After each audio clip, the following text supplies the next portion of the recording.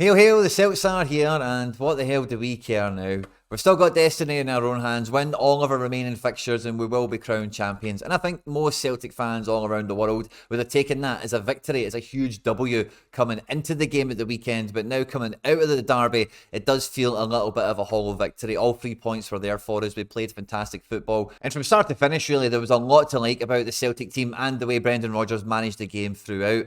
In the video today, we're going to be breaking down the match, where it was won and lost, the positives, negatives, and everything else in between. And I'm really trying to put my finger on exactly, and I think I've just about got there, why Celtic fans do feel rather despondent coming out of this game. At any point in the video, if you do laugh, you learn, you like something or whatever, please do like and subscribe to the channel for more content like this. Get into the comment section and let me know what your big takeaway was from the game, whether it be a decision, a player, a substitution, whatever it might be. And yeah, let's just get stuck straight into it. Now, I've got to say, first of all, from the team sheet, I was so happy to see Callum McGregor wasn't starting. With him just returning to the training pitch, I think it was on Thursday or something like that, Brendan Rodgers' comments at first in the press conference did seem to signal that, you know, if he was 70%, 80% the way fit, he would be involved, he would be starting in the game. But there was a comment I picked up right at the back end of the press conference that I don't think many other people reported on, where I think it was one of the last questions he was asked, where, you know, what do you think about Hatate and McGregor playing in this game, considering both of them are, you know, McGregor less so throughout the season, but more in the kind of immediate history, not played a lot of football, you know, recently. And Rodgers did say that was something he was conscious of and it would, you know, play a part in the decision making. That was something I was worried about coming into the game, and I'm really glad to see that we did keep Tomoki Iwata in the starting 11, and I think he's, again, just gaining more and more fans throughout the Celtic community for what he does add in the midfield and what he does allow some of our other players to go on and enjoy. And equally, I was really glad to see that Hatate was chosen from the beginning, and then you kind of know the signal is going to happen there, that it's going to be Hatate for McGregor, and you'll have McGregor kind of flexible to maybe play both sides of the game depending on how the match goes by the 65th to 70th minute or whatever. So with Hatate being our most forward-thinking player, our best creative attacking player, I would say, alongside our best defensive midfielder, I thought this was the combination alongside O'Riley that would get us, you know, the most joy in the centre of the pitch in this game. And, you know, we all know how the game started. Within 30 seconds, really all the strategy, all the planning, certainly for the opponent, for them, goes right out the window as soon as we take the lead in the first 30 seconds. But for us, it's a real vindication on, you know, like, this left-hand side for us, Daizen Maeda, Hatate, Taylor. Like, this is the best combination of the of Celtic that we've seen really this season. Full strength, Daizen Maeda's fit and firing, he's playing every week, Hatate's back in the team, and Taylor and Scales, like, although divide the support, they've got really good chemistry, really good synergy, and so much of our good football does come down the left-hand side. So seeing that being, you know, an all-star cast, as it were, at full strength, it was clear to see that throughout the first half, this was going to be a route to go we were going to try and exercise very often, because not as much in the first half as we would come to see in the second half, but Philippe Clement, if I can say his name without tripping over my tongue there, his tactics, his strategy is rather repetitive. He's similar to Ange in that regard of, like, he's not going to change because he's playing Celtic or Benfica or Hibs or whatever. And the forward options, the wider ones, want to be a bit more narrow, and he does want the fullbacks to come up here a little bit higher. And, you know, they're going to do that anyway. And Daizen Maeda against Tavernier and Rio Hatate playing balls into this little channel was a route to go, a phase of play, a passing sequence that we exercised a lot in this game, and we got a lot of good joy out of, which was great to see. Now, in the first half, Celtic definitely, for me, were the better team. But in periods of the first half, we were quite easy to play through, because Tomoki Iwata was definitely doing the shielding role. You know, whatever side of the pitch the ball was on, he would be over here making it a wee bit more crowded for whoever would be dropping into those zones, which is fantastic. Hatate was quite often, you know, more closer to the front line in the centre of the pitch, certainly, which leaves O'Riley covering a vast amount of ground, left to right and up and down on the pitch, you know, connecting the ball from A to B, winning possession, getting in when it hurts, you know, with their midfield whenever they collected the ball. And I did feel, because the midfield operated like this, like, it's a nice balance. You know, you've got your out-and-out defender, you've got your guy that's got a lot more freedom to be attacking and maybe not recover, certainly in the first half. And then you've got your box-to-box, really top-shelf, elite athlete quality in midfield and Matt O'Riley. Physically, on the ball, decision-making, like, honestly, he doesn't really put a foot wrong ever. And, you know, you can get away with that when all of them are singing and firing. But Rangers did at times find it easy to play through us. The great thing for us is quite often they were trying to play in Fabio Silva, which in the first half, I think we're all seen it after like 5 minutes, he was never, ever, ever going to get past Alistair Johnson in a month of Sundays. And, you know, we're all seeing how that kind of duel kind of developed throughout the match. But really after 5 minutes, I think we all knew, they knew as well, there was no joy to be had with Fabio Silva almost FS there, against Alistair Johnson. And the other problem was, on the left-hand side here, this boy Wright, I don't remember him doing anything at all. So I don't think he offered anything in this left-hand side here. And like we predicted on the preview for this game, if they were going to be looking at big Kevin Kyle here, Cyril Dessers, to be going man for man against Scales or going man for man against Carter Vickers, and if they're going to try and play balls into these channels for him to run shoulder to shoulder against one of our defenders, he's not going to get anything against us. And they tried that against Vickers very quickly. You could see Vickers was just on fridge mode. Couldn't get by him, Dessers, Kevin Kyle, whatever we're going to call him. And Scales, equally again, no one touched Scales in this game. I think he won every header he went for. Every time he was in possession, and I know this is the thing with Scales, right? And I suppose we'll talk about this now, right? But Rangers are going to press, right? Rangers did press throughout this game, right? But every team, you've only got certain things that you'll press on, and you've only got certain players that you'll press. And equally, the players that you're not as worried about having the ball are the players that you think are more prone to making a mistake, you're going to let have the ball a bit more often. Now, as we've seen in the second half, we'll come to that later, they definitely did fancy they could get some more change out of Taylor than they were in the first half. But in the first half especially, they did fancy to let Scales have the ball in this area here. And all the criticisms he's getting for decision making in this game in terms of where he's played the ball and all that kind of stuff, I get it, right? More often than not, I think the mistakes he makes don't actually really, maybe it's happened once or twice earlier this season, but certainly in this match, I don't think any of the mistakes he made, maybe clearing the ball into a neutral zone where maybe one of their players ends up collecting it and shells a second ball in or whatever, ever really amounted to anything, which is when I can kind of forgive defenders if they're playing calculated risk and eventually, or ultimately, the danger is cleared as a result of their actions. No goal comes of it, dangerous free kick, penalty, corner, whatever, then I don't mind that. But I think really what the problem is with this is, number one, Rangers gave him all the time and a lot of the pitch to have the ball and to try and carry it. And Scales didn't really want to carry it too often, so round about this kind of area here, he was quite prone to trying to zip it in to a crowd. And, then in this case, you're asking for O'Riley, you're asking for Itate, Iwata, whoever he was selecting, to one or two touches and do something effective with it. And, sometimes when they do it, they look good. And then when they don't, maybe one or two of these guys won't look as elegant or as prolific in the kind of move that they're trying here. But make no mistake about it, I think, it doesn't put a foot wrong. It doesn't lose possession. It doesn't make terrible errors in that regard. But with Iwata being much more of that kind of shield player here, it did just feel like they kind of got on top of each other sometimes when Scales, when Rangers just did give him way more of the pitch. It just felt then he was just getting too close to other players. And then it does become really awkward. And, that's when, again, people can just look less comfortable, less like they're in control and all that kind of stuff. So I get it. And I don't think he's immune from criticism in this game, but I definitely don't feel, I feel he was a huge asset in the game and absolutely nullified their striker. There was no weak centre-back for him to play off of in this game at all. And because of that, when the ball did go up to him, maybe we'd get it to Hart would play Johnson or whatever, but we did very well at playing the wide areas and playing through to our strengths, which was a pleasure to see. Now, Nicholas Kuhn was maybe one of the big question marks coming into this game. Is he good enough? He's been in good form. This is a big game where players in the green and white should be stepping up and trying to make a name for themselves. And, Kuhn is one of these guys where on instant analysis that we did here on the channel when we were signing him, as you can see from his time at Rapid Vienna and from other places, he is very good at dribbling. He can take a man on, he can beat a man, but where he can struggle, like a lot of players can, it's a very hard skill. I did say this at the time, but he does struggle to beat two men. And quite a lot of the time when Kuhn is getting on the ball, particularly in the first half, he didn't play much of the second half, of course, it's in transition. We've been on the left-hand side, the ball's maybe in a bit of a crowd, we go round the back and then we play it out to the right, and he's going to go one-on-one with Sterling.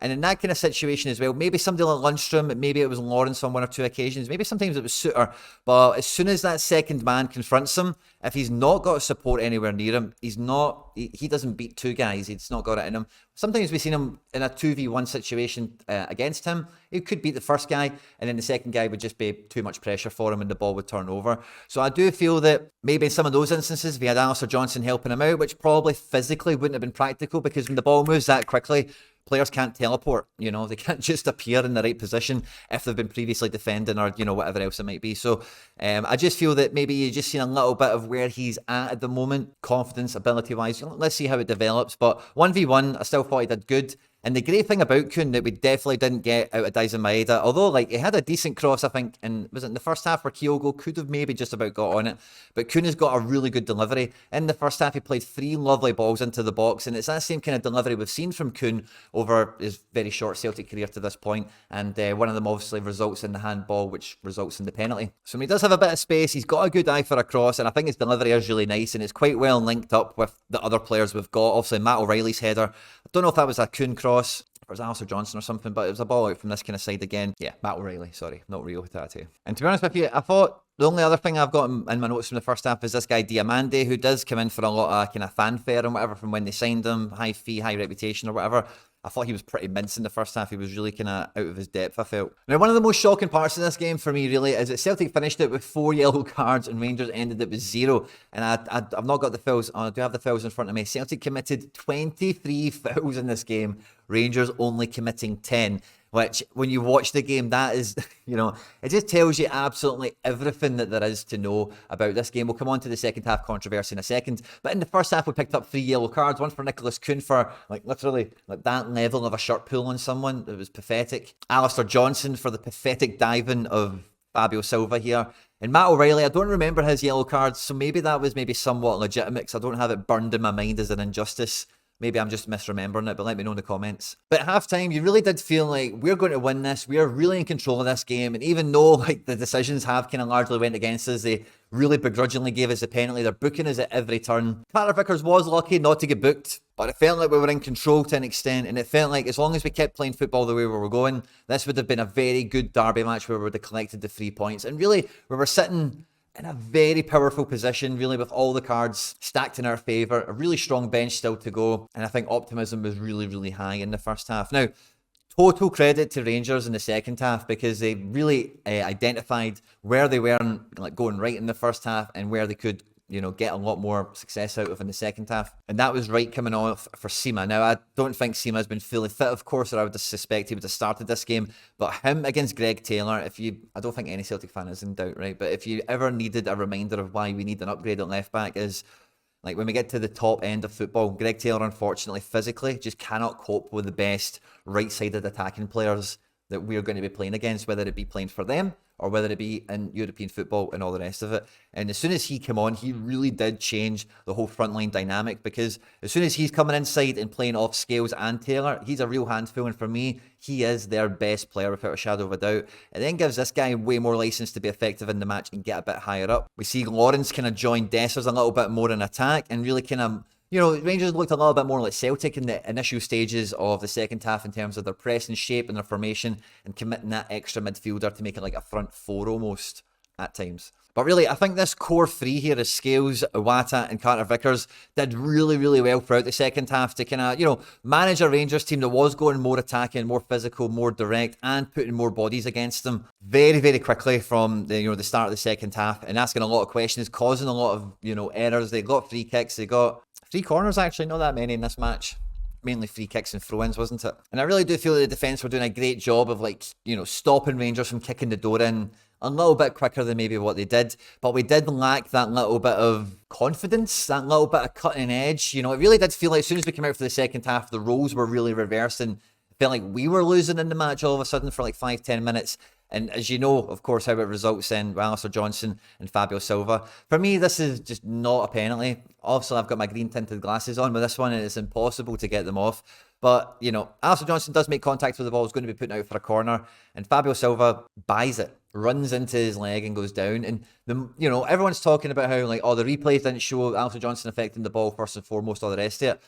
But the one thing I think everyone keeps missing with this is a minute, and I know we've doing it the whole match, right? But a minute earlier, the exact same thing had happened, and the referee gave nothing. And I don't know about you, but I was spitting feathers saying he should have been booked for diving literally a minute before it. You maybe remember it.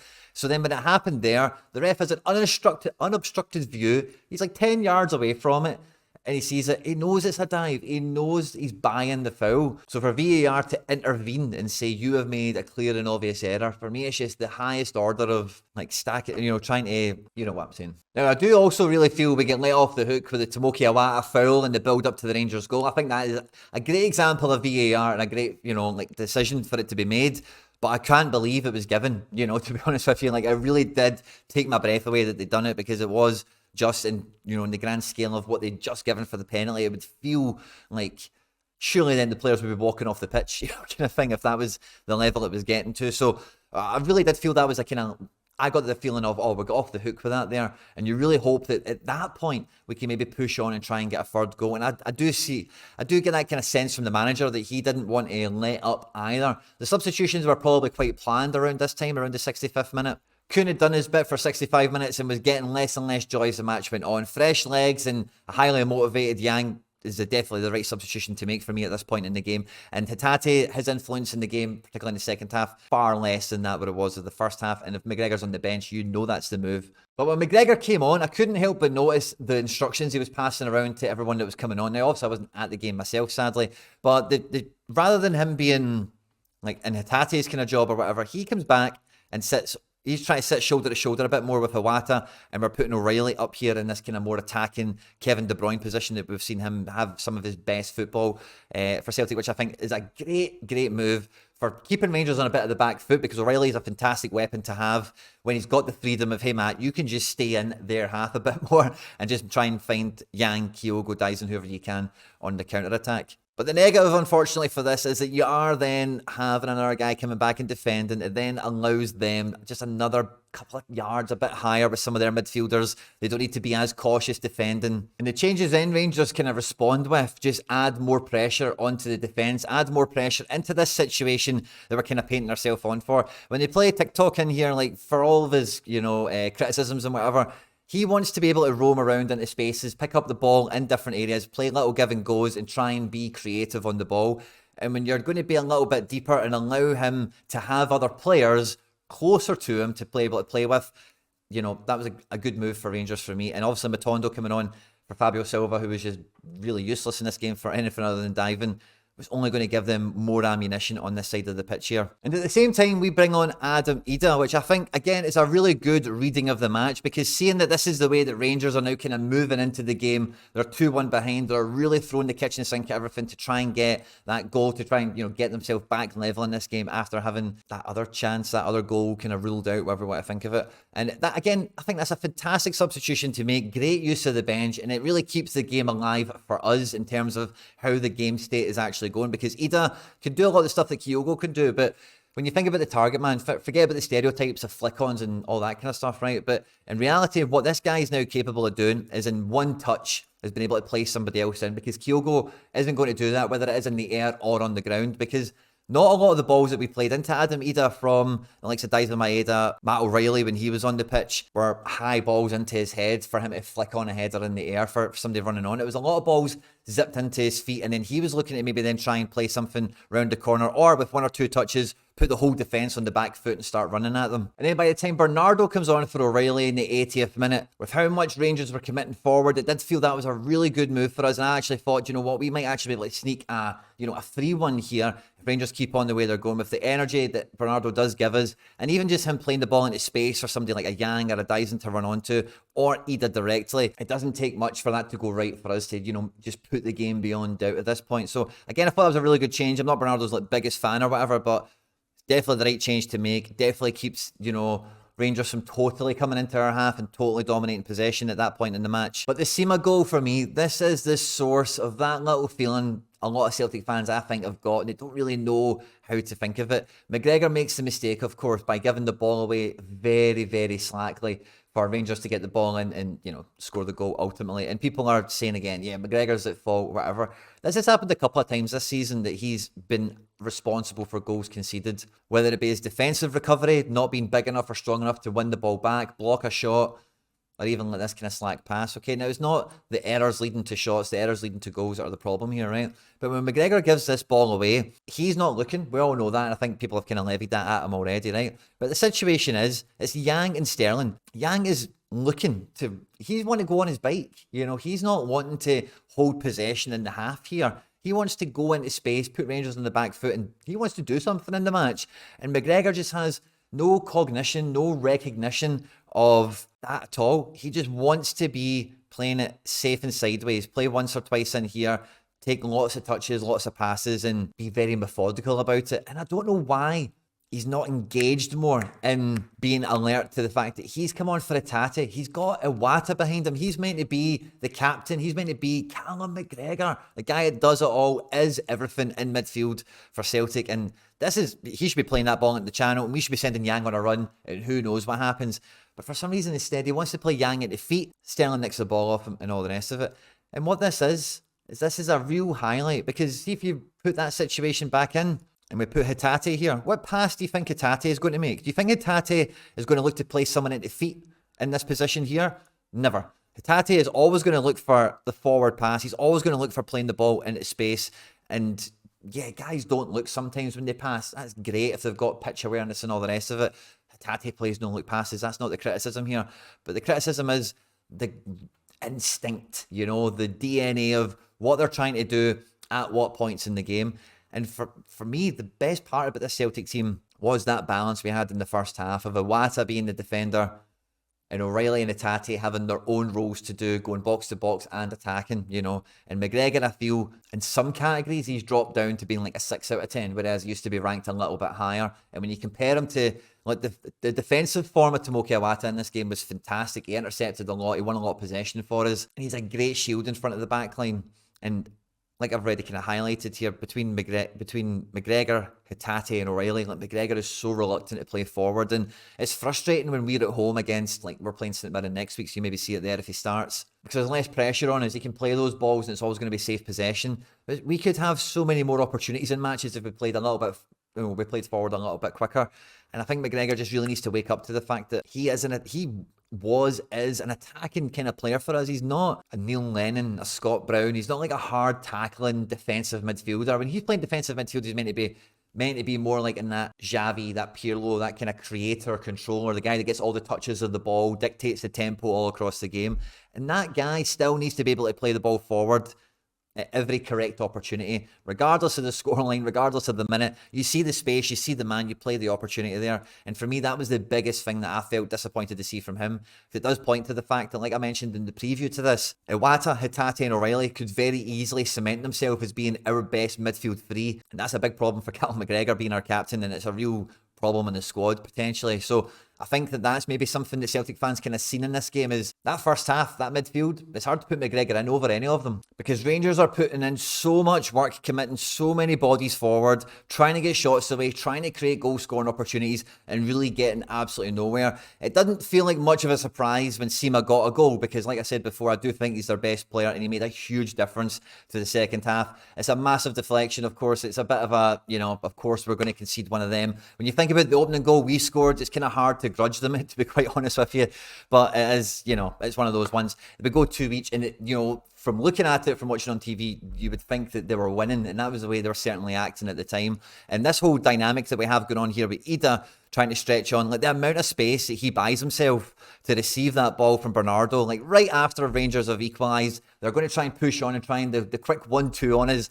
like they did after the penalty, and try and take the lead in the match. We turn the ball over quickly. Bernardo fires it into Idah, and honestly, like the way he travels with the ball and the way he gets the shot away and finishes straight away, like, I'm sold. Sign the guy up. Now, transfer fee, yeah, okay, I'm maybe not saying at all costs, but after seeing that, for me, Idah Maeda is a Celtic striker. Idah Maeda is a guy that I would happily have at Celtic on a full-time basis. I would happily have him be part of this squad and be the kind of member of the team, member of the squad, like we've seen in the Derby and like we've seen since he's arrived in January. I think I've seen enough now. You score a goal like that against them at their place, then he's a Celtic striker.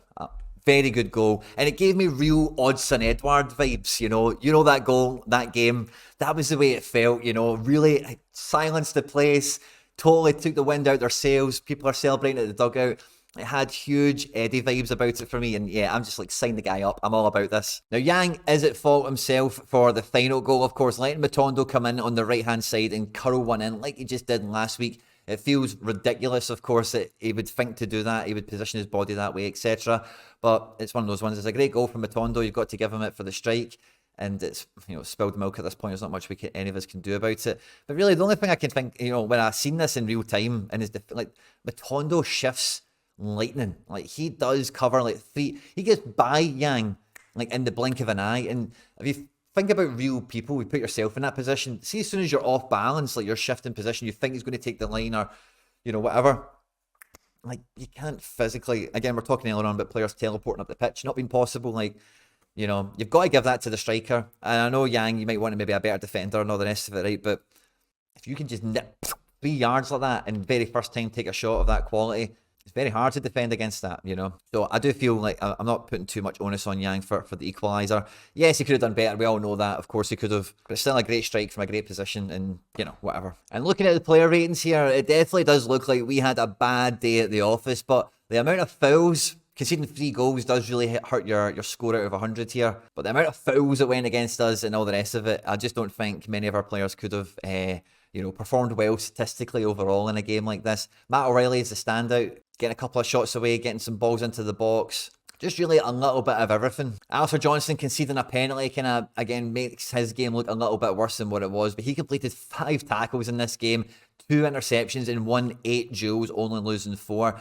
Which, like I said earlier, he clearly had Fabio Silva's number. He was getting absolutely nothing out of Alistair Johnston in this game. Greg Taylor winning 3 tackles in this game, winning 5 positive duels, no interceptions for him. A little bit of attacking presence. Again, like, Hatate is quite light on actions, but I think when you scratch beneath the surface here, there was so many good things done by Celtic players. Tomoki Iwata there, 3 effective clearances, 1 possession 12 times for us, 28 accurate passes, won a contest in the final third as well, which is good to see. Kyogo didn't miss any sitters this week, which is always a good sign, but sadly not scoring. That's not what we want to see. And Kun, yeah, playing a couple of those balls into the box, like I mentioned, winning a couple of duels as well, maybe not as many as you would like, losing 9, only winning 3. Out of 12 this is combined. Daizen Maeda competed in 19 duels combined, winning 9, losing 10. I think we can forgive him the -1 ratio there. A couple of shots on target, a big chance created and a big chance missed is what it's been awarded. That chance in the first half, like if he did score that, it would have been game over, I think. But big Idah Matt off the bench, like I say, sign this guy up. I thought he was super impressive, leading the line, playing both sides of the game that we needed him to.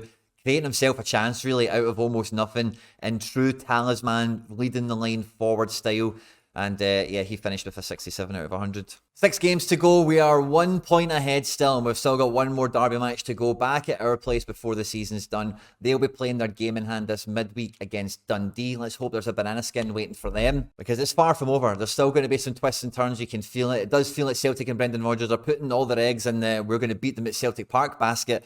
And as much as, you know, fine, yeah, I can see all the evidence that points towards we should be doing that. I would have loved to have seen us just get the win at the weekend so that that's not really as crucial to the end result as we would probably, as it will be. But the huge takeaways from this game, I think this is like the best starting 11 we've probably seen this season. I think it's one of the better performances we've seen across the whole 90 minutes because the bench was so good at coming on and really adding to the game. Mistakes aside from Yang and McGregor in particular, but Bernardo and Idah, of course, also take the headlines, but all 4 of those substitutions helped keep us really high level in the game and really stopped Rangers from running over us. And some of these derby matches gone by when it's, you know, worked in our favour, our bench has always been quite strong. But you've seen, if you do have a weak bench, like we've seen them have in the past, like you can just get trampled on in this game. And with some of the injuries and the in and outs and everything else we've had this season, our bench hasn't been a great weapon for us. And this is probably one of the first games where every sub was like, cool, yeah, get that guy on. He'll definitely help. He'll definitely keep the